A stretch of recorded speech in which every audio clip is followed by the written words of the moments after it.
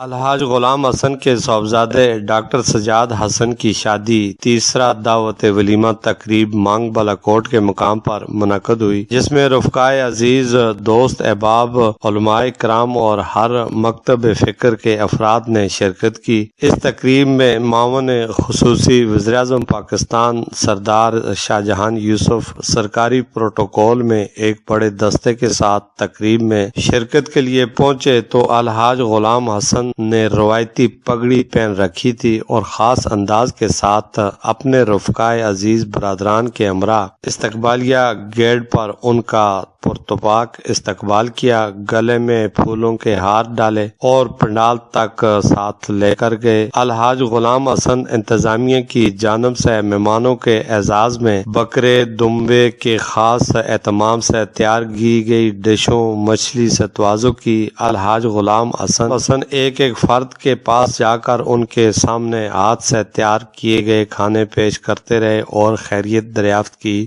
شرکت کرنے پر شکریہ بھی ادا کیا۔ ان کا یہ انداز شرکاء کے چہرے کھل اٹھے اور ہر آنے والا یہ سوچنے پر مجبور ہوتا ہے کہ شاید حاجی ہمارا انتظار کر رہا تھا۔ الحاج غلام حسن کا اپنا انداز دیکھ کر ایسا لگ رہا تھا کہ حقیقی انسانیت پیار کرنے کے صلے میں دنیا کی ہر نعمت سے نواز رکھا ہے اور بے نیاز بھی کر رکھا ہے، اور یہی وجہ ہے کہ انہوں نے اپنے دسترخوان کو وسیع کرتے ہوئے Ghulam Hassan trust, ambulance free service, پینے کے منصوبے، بیواگان یتیم مساکین کی امداد، مساجد مدارس سے تعاون کو اپنے فرض کا حصہ بنا دیا۔ اس موقع پر ممتاز عالم دین قاضی خلیل احمد نے نکاح سنت کے عنوان سے سیر انگیز گفتگو کرتے ہوئے نوجوانوں کو پیغام دیا اور کہتے ہیں، شادی جو ہے یہ اسلامی